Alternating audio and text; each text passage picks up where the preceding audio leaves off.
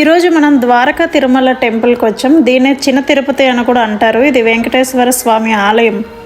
ద్వారక తిరుమల అనే దీనికి పేరు ఎందుకు వచ్చిందంటే, ద్వారకుడు అనే ఋషి తపస్సు చేసి స్వామివారి పాదసేవను కోరాడు కనుక పాదాలు పూజించే భాగ్యం అతనికి దక్కింది.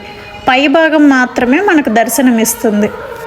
కానీ అందరూ స్వామి పాద పూజ చేసుకునే భాగ్యం కలిగించడానికి మరొక నిలువెత్తు విగ్రహాన్ని ప్రతిష్ఠించారు.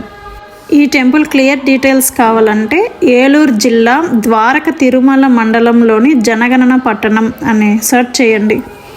స్వయంభువుగా ప్రత్యక్షమైన వెంకటేశ్వర స్వామిని చీమల పుట్ట నుండి వెలికి తీసిన ద్వారక అనే ముని పేరు మీద ఈ ప్రదేశం మనకు ద్వారక తిరుమల అన్న పేరు వచ్చింది. పెద్ద తిరుపతి ఉంది కదా, అంటే తిరుమల తిరుపతిలో తీర్చుకోవడానికి మొక్కిన మొక్కును చిన్న తిరుపతిలో తీర్చుకున్నా కూడా అదే ఫలితం లభిస్తుంది.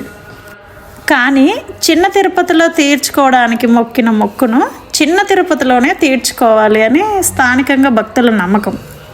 సో మీకు అర్థమైంది కదా, ఇక్కడ 2 విగ్రహాలు ఉంటాయి ఈ గుడిలో. ఒకటి సంపూర్ణమైన విగ్రహం, ఇంకోటి అర్ధ భాగం మాత్రమే దర్శనమిచ్చే విగ్రహం.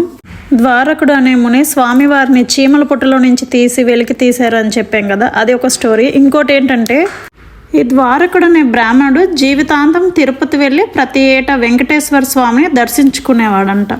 కానీ ఆయన ముసలితనం వచ్చి ఆలయానికి అంత దూరం రావడం కష్టం అవడంతో స్వామివారే ఇక్కడ వెలిసారని, ఆ ద్వారకుని పేరిటనే ద్వారకా తిరుమలగా పేరు వచ్చిందని కూడా భావిస్తారు.